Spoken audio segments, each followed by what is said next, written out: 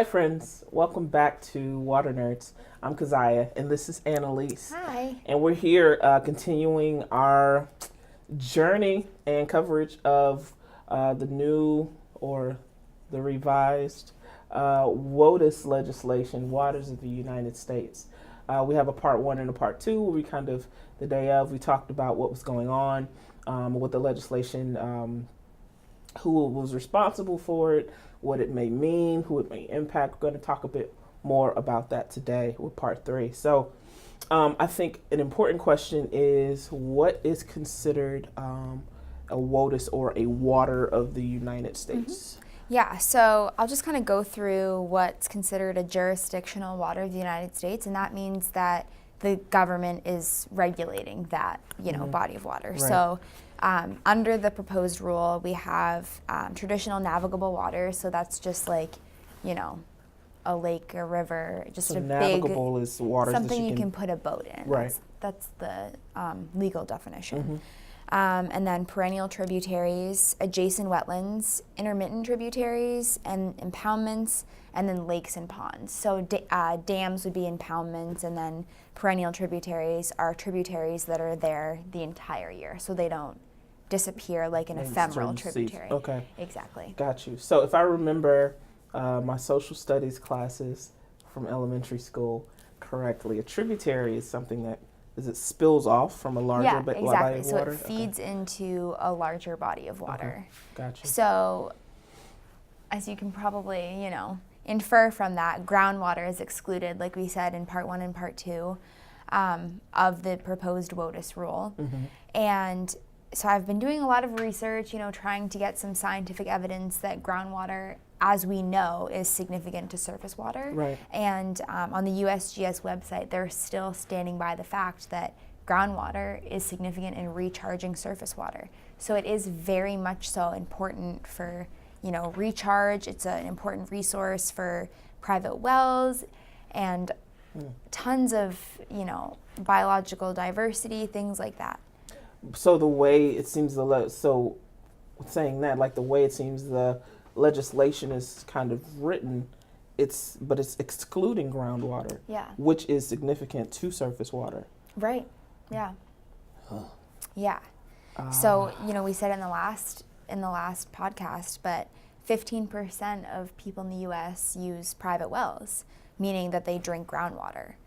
So it is significant, and that's really important to remember. So if 15%, that's about 45, 50 million people who rely on groundwater that impacts surface water. Yep. And that's the rest of the population. Yeah, so this is, I think about 50% of public water systems use groundwater, either as their primary source or they'll secondary source, exactly, or they'll do like some sort of mix. So like they'll do like half surface water, half groundwater. So it's not just that 15%. This proposed rule affects the rest of the country that uses some sort of combination of surface and groundwater. Oh boy. So with the new legislation, before that, what is considered groundwater and what's considered like surface water? Yeah. So it's pretty cut and dry. Surface water is, anything you can see with your eyes that's above ground. Groundwater is any sort of water underneath the ground in an aquifer. So surface water percolates down into groundwater, and then groundwater then recharges the surface water. So they're very much so interconnected, and this is something that science has known for a really, really long time.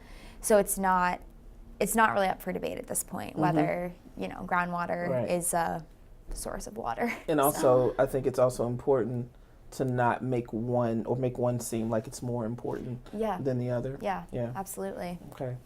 So with the new legislation, how does that affect drinking water, water that's coming into the taps, into homes? How does it impact that? So pretty much with the excluded and what is included in the proposed rule, it's really easy for polluters to take advantage of the things that are excluded. Yeah. So, those ephemeral streams and ephemeral wetlands that aren't there all the time. So great place for, dumping waste, things like that.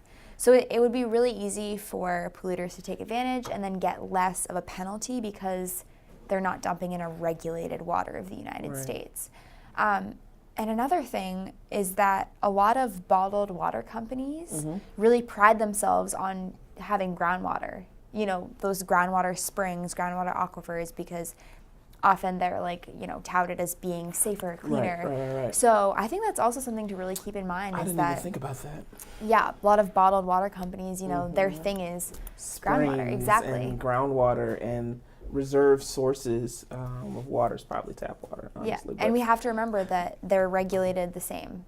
So bottled water and tap water. So that's just another thing to keep in mind. Yeah, I think when you really kind of whittle that down, that's something. Like the water that you buy and the water that you don't is regulated the exact same way. So you're getting the convenience of it being in a bottle, I guess. Yeah. But not much more. Right. And, if history repeats itself, bottled water companies aren't going to take the steps to regulate things that are going to be introduced into the water because of this proposed rule. So, And so with it being easier, with this proposal, with it being easier for polluters to do it, and the penalty being significantly decreased, I would assume that more companies would be more willing to just take the penalty because that's fine. We can just pay that or whatever it is, whatever, and keep doing what we're doing. Yeah, absolutely. Yeah. All right. So, what about the people who? Because some people get their groundwater, part of it is wells, right? So some people get their water from wells and aquifers, like you said. Yeah. But what about the people, the majority of the people who rely on municipal water?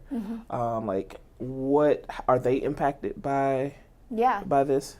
Yeah, like I said, a lot of public water providers have a combination of both surface and groundwater. So, and as we know, only 90 contaminants are regulated, and that's all that public municipal utility providers need to take care of. So, yeah.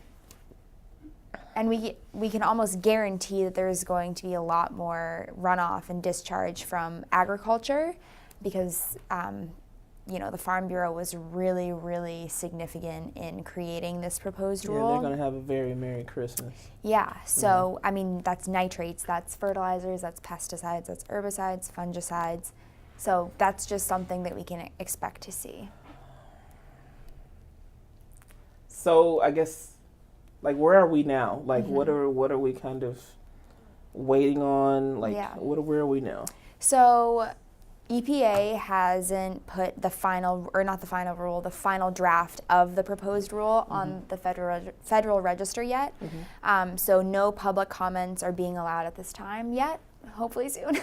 But the economic analysis is online. So we're definitely encouraging people to check that out. We'll link it somewhere in this video. And as a company, we're all kind of working to create our public comments for when they're available to be posted. Definitely bringing up the issues with groundwater and drinking water and, some siting issues. So people will have a harder time determining where they can build because of this rule, because it's not super cut and dry, right? So yeah, we're just kind of waiting for the final rule to be posted and go from there. But we're definitely encouraging people to call your elected officials when it is time to vote on this rule because it will affect you or someone you know who uses groundwater as a primary source of drinking water. Right. Well, that's where we are right now, folks. All news is not good news, but it's news nonetheless, and we really hope that if you're staying with us and you kind of keeping track of what's going on, hope we answer some questions. If you have any questions about WOTUS, I think it'd be really important. Hit us up. Yeah, definitely. We have a dedicated page on our website for www.hydroviv.com/WOTUS. That's hydroviv.com/WOTUS.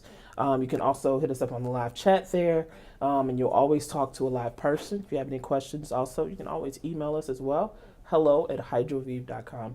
and we're glad to answer any questions that you have. Thank you so much for tuning in, and we'll see you next time. Bye.